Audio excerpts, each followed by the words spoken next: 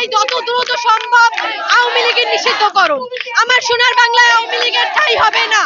দোষীদের যত দ্রুত সম্ভব শাস্তির আওতায় আনতে হবে এবং আওয়ামী লীগকে নিষিদ্ধ করতে হবে।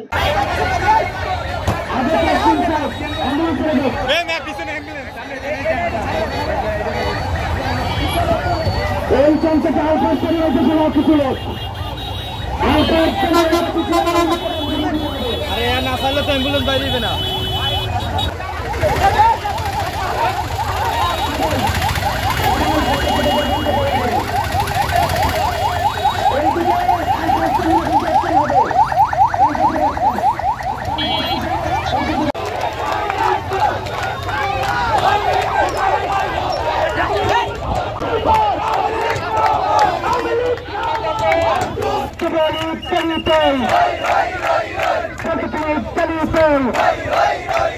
লেগেছে রে লেগেছে রক্তের বন্যায় দেশে যাবে অন্যায় মৃত্যুর ছেলেটার একটা একটা মৃত্যুর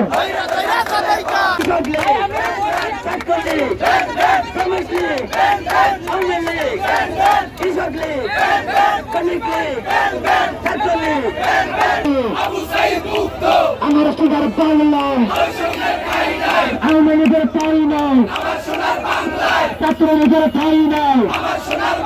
আমরা এক পর্যায়ে আওয়ামী লীগের পুরোপুরিভাবে নিষিদ্ধ করতে যাচ্ছি। আমরা চাই না এই বাংলায় আর কখনো আওয়ামী লীগের মতো সন্ত্রাসবাদ চলে আসুক। আর নতুন যারা আসবে তাদেরকেও আমরা এটা জানান দিতে যাচ্ছি যে কোনো সন্ত্রাসের ঠাঁই এই বাংলায় হবে না।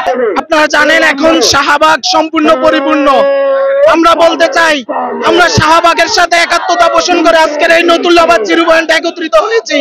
আমরা বলতে চাই যে শাহবাগে ফ্যাসিবাদের পুনর্জন্ম হয়েছে, সেই শাহবাগে ফ্যাসিবাদের কবর হবে ইনশাআল্লাহ। আমরা বলতে চাই আওয়ামী লীগকে বিগত 8 মাস সময় পাওয়ার পরেও ইন্টারিম সরকার কেন নিষিদ্ধ করে নেয়, এটা আমাদের মনে প্রশ্ন। আমরা জানতে চাই আওয়ামী লীগ কোন দিন নিষিদ্ধ হবে, ছাত্রলীগ কোন দিন নিষিদ্ধ হবে, যুবলীগ কোন দিন নিষিদ্ধ হবে। 24-এর গণঅভ্যুত্থানে গণহত্যাকারী দল আওয়ামী লীগকে নিষিদ্ধ করতে হবে এবং এইটা আমাদের প্রধান এবং এক দফা দাবি। বাংলাদেশের সকল জনতারই দাবি আওয়ামী লীগকে নিষিদ্ধ করা। আমাদের আজকে আওয়ামী লীগ নিষিদ্ধকরণের জন্য কর্মসূচি ডাকা হয়েছে। আপনারা দেখতে পাচ্ছেন গতকালকে ঢাকাতে যমুনা ব্লকেট করা হয়েছে এবং বরিশাল থেকে আজকে আমরা আওয়ামী লীগ নিষিদ্ধকরণের জন্য এই নতুলাবাদ ব্লকেট করার জন্য এসেছি। আমরা আওয়ামী লীগকে নিষিদ্ধ করতে চাই। আওয়ামী লীগকে ব্যান করতে হবে। যতক্ষণ পর্যন্ত আওয়ামী লীগকে ব্যান করা হবে ততক্ষণ পর্যন্ত আমরা রাস্তায় থাকবো ইনশাআল্লাহ।